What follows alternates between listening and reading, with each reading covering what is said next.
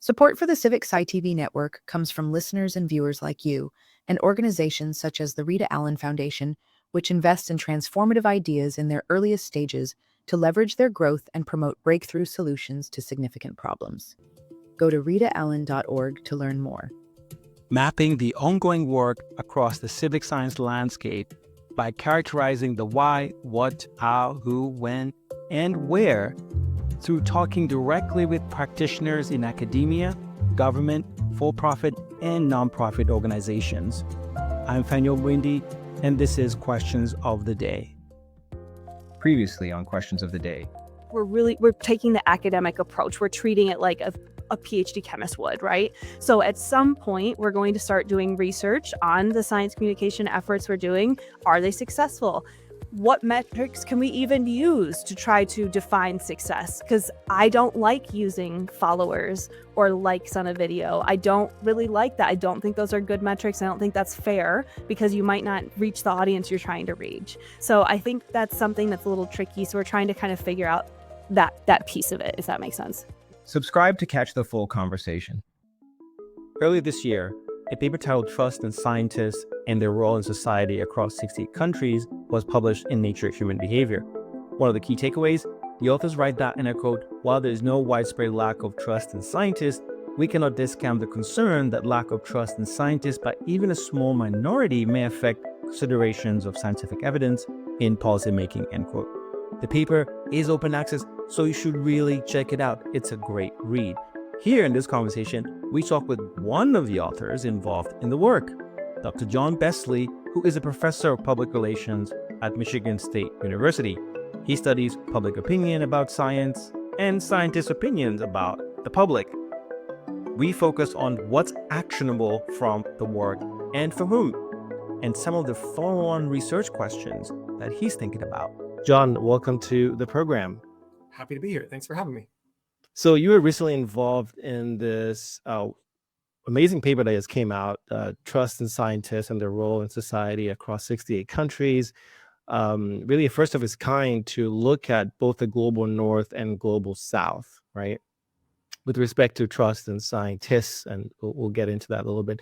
Can you just take us back? There are over 200 authors, I believe, in this paper. How did this paper come about? I mean, the thing to emphasize is this is the product of two, lots of colleagues, lots of collaborators, but really the leaders are the two young sort of scholars who are the first authors, Niels and Victoria. They really led this project. This is their baby. I'm happy to chat with you about it today. I know, but they've been getting tons of calls and talking about it with lots of folks. And I'm sort of one of the American sort of reps, and one of the sort of, they had an advisory board that I was on from the beginning. But yeah, it's their baby, and they had the idea. There's sort of this now and growing tradition of these multi-site studies. And if you want to do this, you have to figure out ways to get resources and partners. And the conception of it was to find people all around the world, people like some of the partners, when places like the US and Germany, where there's multiple partners, maybe the partner contributes a bit of money to pay for a country where there wasn't funding. And so it's a way of sort of building out some of the places where it's harder to find collaborators. But it's really these two young scholars that really shepherded this through the whole process. And getting published in a journal like Nature Human Behavior is not a small thing. And so it's not just collecting the data and analyzing the data. It's working through the revisions, working through with all these different partners. It was an impressive. I was so impressed with the work they put in.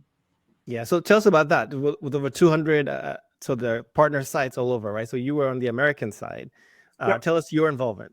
Yeah, my involvement really is there's a smaller advisory board that was sort of there from the beginning, and so which is involved in helping finalize the survey instrument, helping decide on priorities in terms of what should be in there, what shouldn't be in there. I mean, so my interest, and I was super happy to be part of it because I've been studying trust for a while, and we did this paper, it's probably like 5 or 6 years ago now, where we sort of argued for a specific way of measuring trustworthiness that I think is a little bit more consistent with some conceptual theoretical stuff, where a lot of studies, when they measure trust, they do it like in a really sort of, I would argue, a bit problematic way. And it's like, just how much do you trust? which is fine if you just sort of want a general idea of how much somebody trusts. But the neat thing about this paper, and one of the reasons I was involved, was because I'd done some work sort of conceptualizing measurement of trust, both as the behavior, but also trustworthiness as the set of beliefs or perceptions that underlie the behavior of trust. And so, yeah, I was involved early on to sort of helping think through that part of that. I see. And so it makes a major distinction, right? Trust in science and trust in scientists, right? That was an important piece of this. So this paper looks at trust in scientists. Can you tell us a little bit about that? Why is that important? Yeah, to me, the big distinction is really between the behavior of trust, right? Which is, are you willing to accept, listen to, pay attention to, take somebody's views into account when you make a behavior, which is really what the trust measure is, which is like the dependent variable, versus trust in scientists, which I would tend to call trustworthiness, but like the trust in scientists, which is these beliefs about the scientists. And if you sort of dive into the depths of it, you see that when we talk about the trust in scientists, we're getting into, are they honest? Are they caring? Are they competent? It's these questions about their characteristics. And the important thing there is to think about the difference between, well, I can't communicate, trust me, as the behavior. Like, pay attention to me. That's a behavior. You can't communicate a behavior directly. But if from a practitioner's perspective, if I do research and I figure out, oh, these people don't think, they're not sure about my integrity, or they're not sure about what my motives are. Those are things we can actually, as communicators, think about. Like, oh, I need to figure out ways to make sure that I'm communicating why you should see me as honest, why you should see me as motivated to help. And then there's this idea of trust in science. Like, we could maybe get into this idea of trust of science, which is more about the epistemological sort of nature of science, which isn't quite about the people. This is a challenging thing with the word trust, is it means lots of things to lots of different people. And so it's you got to look into how things are being measured often if you see studies around trust. Right. And is that has been part of the challenge in terms of the terminology here, in the sense, and the paper talks about this, that the prevailing sort of notion is there's low trust, right? But then, and papers and evidence is showing there's actually quite a high, and in your paper, 68 countries have shown that. Is that the issue here, terminology and so the nuance?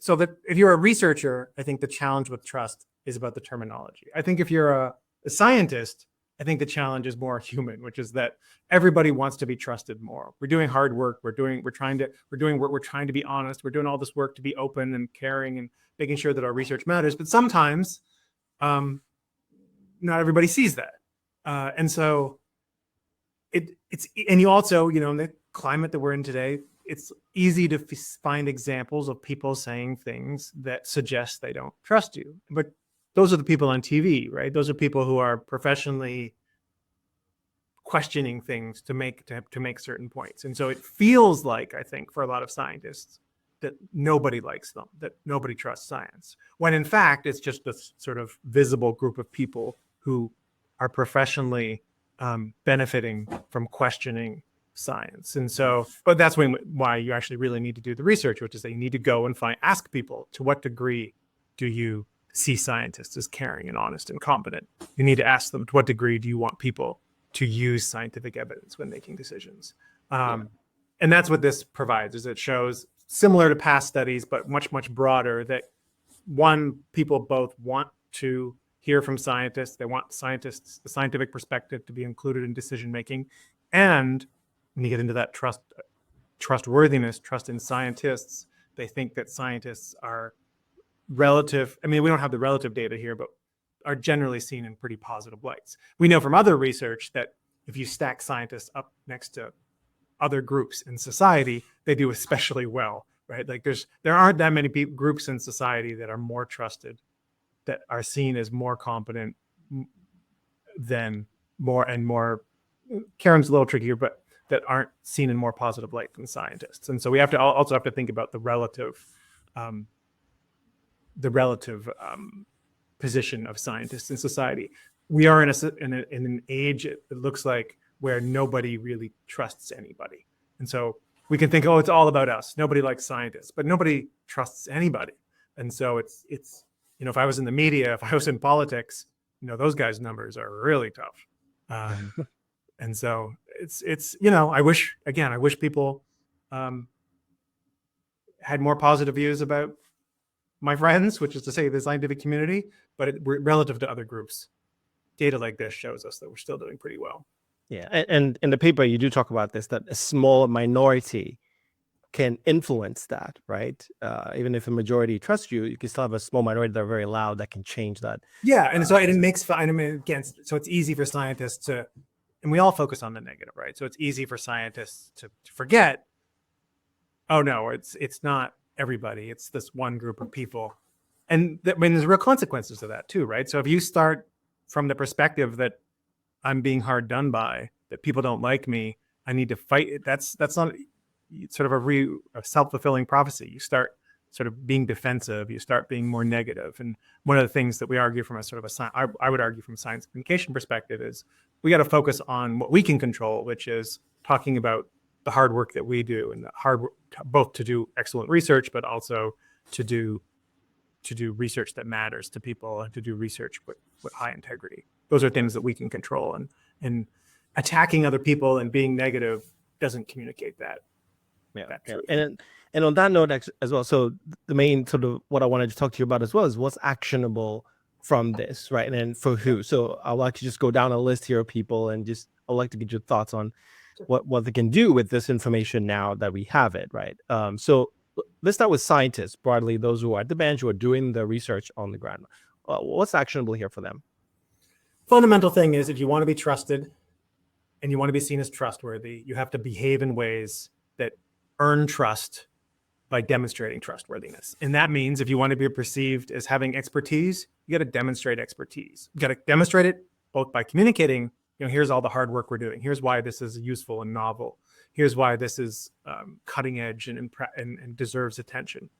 It also means, but that's just one part of trustworthiness. It also means you have to communicate, here's why I'm doing it, which is the benevolence or caring bit. Like, we're doing this research not just to do the research, but to make, often a lot of the scientists, most of the scientists I know are doing the research because they want to make the world better in some way it's relevant to their research. We need to make sure we're doing research that makes the world better, and we need to make sure that we're communicating in ways that make that sense. If we want people to see us as having high integrity, we need to behave with high integrity, and we need to communicate in ways that demonstrate that integrity. If we want to be seen as listening to communities, we need to both listen to communities and communicate in ways that demonstrate that we're listening. And so the scientific community just has to, if you want to be trusted, be trustworthy. If you want to be and demonstrate that trustworthiness every day. And that means not taking the bait sometimes and getting angry. And it means taking a little bit of the long game, taking a little bit of the being our best versions of ourselves. It can be frustrating at times, but that's where we're at. Yeah, and then you mentioned long game, right? It takes time, right? Trust building takes time, right? Yeah, I mean, we love people love to say, "Oh, facts don't matter in science communication," but facts are kind of a funny thing. Well, what do we mean by facts? Well, demonstrating if I truly have integrity, communicating why you should see me as having integrity, is that a fact? It kind of is. If I want people to see me as doing something that's useful, that we have to communicate that. And those things, people don't just, you don't just have, that takes time to get people to see that. We can't just wear a white lab coat and hope for the best. Oh, people, that guy's wearing a white lab coat, he must be an expert. We got to demonstrate it over time. Yeah. And how about science communicators, who are the front lines doing this and working with scientists sometimes to communicate? Yeah, and so for them, I mean, I think so. The trick is we like to say know your audience. Well, what do we mean by know your audience? Well, we could say know your audience like their demographics, and that's fine. But what we really should mean when we say know your audience is like, if we want somebody to trust us, we know from theory that trust is believing that somebody's caring and competent and honest. So that means we need to know, what does our audience think about us? And why do they think that? Do they think that we know what we're talking about? Do they think that our motives are in the right place? Do they think that we're doing things to ensure the integrity of our work? We need to know what they believe, and so that we can say, like, all right, here, because it often what we find, for example, is that people already believe that scientists have some degree of expertise. So communicating about, hey, here's why I have expertise, kind of a waste of time. But maybe what they're worried about is, oh, I'm not sure what the scientist's motives are. And so we need to spend more time making sure that we're communicating, here's why we do our research, or that maybe they're worried about, lots of people are worried about integrity and funding and that sort of stuff. So maybe we need to spend more time making sure that we're being clear about all the work we do to make sure that funders aren't sort of skewing our results. But we, as a communicator, we need to know that level of detail, not, hey, I have a measure that says people don't trust us, or people trust us, on a 7-point scale, they trust us 7.3. That doesn't help me make communication decisions. You need to know, what do they actually believe about you? Yeah. And you mentioned funders. So for those who are funding, especially science communication work, right, broadly, what's your take for them?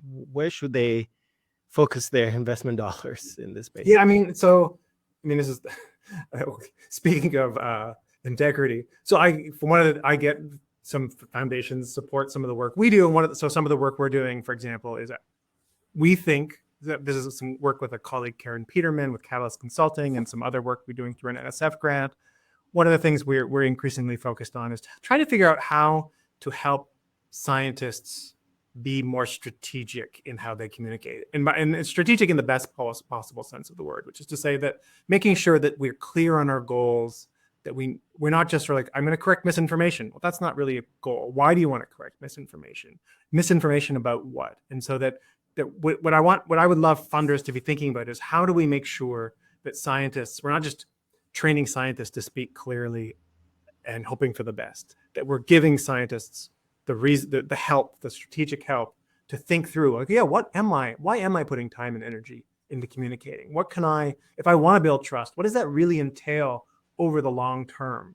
Not one-off things, but really, and that takes help. It takes support from funders to make sure that scientists have access to this infrastructure that can help them think through their goals, design evidence-based sort of approaches to help achieve those goals in ethical ways, make sure that those goals are appropriate, make sure that they have goals that really are about listening, goals that are really about making sure that we're doing the research that makes the world better. But yeah, that's what I want funders to do, is to be really making sure that we're not just leaving scientists out there on their own saying, hey, speak clearly and do your best, that we're thinking through what it really takes to communicate effectively over the long term. And glad you brought up the goals, right? Your book really gets into depths about this. And then it really unpacks the word trust. It unpacks it even further to say, okay, what are you actually trying to do, right? Yeah. What are your goals in this? How about policymakers? It's a good question. Policymakers. So for me, so policymakers is related to me. So there's discussions in the news right now about overhead for research, for example, like how much funding we to provide to scientists. So we need to make sure that we're putting the money into the science, which is great. I'm all for putting money into the science. We have to understand that the science is part of the overall package of science. Like, the actual doing the research is part of science. Is it obviously an integral, super important part of science? But it's also, if we want the science to be actually used and useful, we also need to make sure that we have resources that are going into making sure, on the front end, that scientists have opportunities to interact with the rest of society so they can understand what society needs, to understand the real challenges that people are facing. That doesn't just happen, right? That takes resources to help scientists come into contact with society so that they can make good research choices. At the back end, or in the middle, and then throughout the research process, there needs to be resources for scientists to be able to share the insights, find ways to share the insight. It's one thing to have a great insight, but if you got no one to share it with, if an insight is born in the forest and no one here, that's a terrible metaphor, but if nobody ever gets to hear the insights that scientists are spending all this hard-earned effort to gain, what are we doing, right? And so that we need to make sure that we're funding science in a way that enables that science to be useful and used. Yeah. And I would even add, even the science communications scholarship itself deserves communication, right? Right. Oh, yeah, for sure. And it needs, ironically, right? Like, I'm one of the things that I'm sort of active in my own community is like trying to encourage more science communication scholars to be in contact with not a lot of science comm scholars aren't working with practitioners and making sure that we're doing research that's useful and used. Yeah. John, I wish we can just keep chatting. In the last minute here, what's next for this line of work? What do you hope that this paper inspires, sort of the next set of questions that for other scholars and practitioners too? I mean, again, this is where for myself, the thing that I'm most interested in doing is we had this paper a couple of years ago, like thinking about, so we think about the things we can communicate are, I can communicate that here's why you should see me as having expertise. Here's why you should see me as being motivated to help. Here's why you should see me as having integrity, as, you know, being willing to listen. Those are things I can actually communicate. And we know conceptually that those are potential communication objectives. It's really actually hard to find research on, like, well, if I want to make sure that people know that see the hard work that goes into protecting the integrity of my work. I actually don't know that we have great research on how to communicate integrity or how to communicate this willingness to listen.